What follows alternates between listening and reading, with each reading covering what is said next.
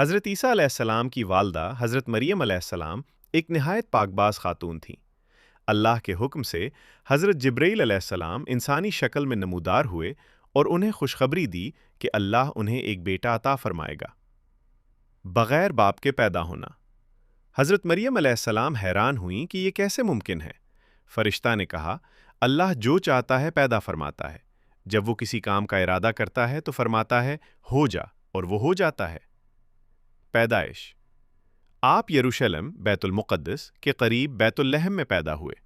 جب حضرت مریم علیہ السلام اپنے بچے کو لے کر اپنی قوم کے پاس آئیں تو لوگوں نے ان پر تہمت لگانا شروع کی۔ اللہ کے حکم سے ننھے عیسیٰ علیہ السلام نے گود میں کلام کیا، میں اللہ کا بندہ ہوں، اس نے مجھے کتاب عطا فرمائی ہے اور مجھے نبی بنایا ہے۔ یہ آپ کا پہلا معجزہ تھا جس نے دشمنوں کی زبانیں بند کر دیں۔ جب آپ 30 سال کے ہوئے تو اللہ نے آپ پر انجیل نازل فرمائی۔ آپ کو بنی اسرائیل کی اصلاح کے لیے بھیجا گیا تھا۔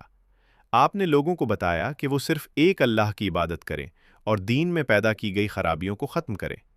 آپ نے تورات کی تصدیق کی لیکن کچھ سخت شرعی قوانین کو آسان کیا۔ اللہ نے آپ کی نبوت کی تصدیق کے لیے ایسے معجزات دیے جو اس دور کے بڑے بڑے حکماء ڈاکٹرز نہ کر سکتے تھے۔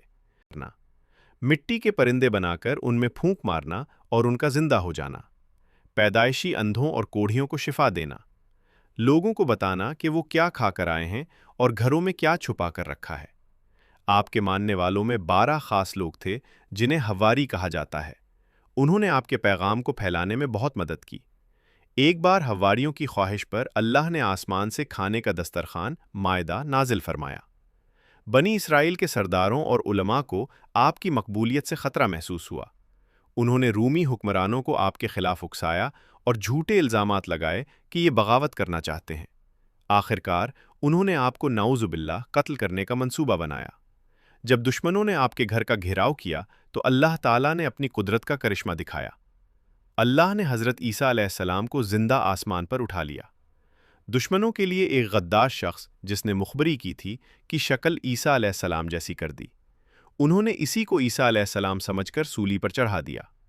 اسلامی عقیدے کے مطابق حضرت عیسیٰ علیہ السلام ابھی زندہ ہے اور قیامت کے قریب دوبارہ دنیا میں تشریف لائیں گے۔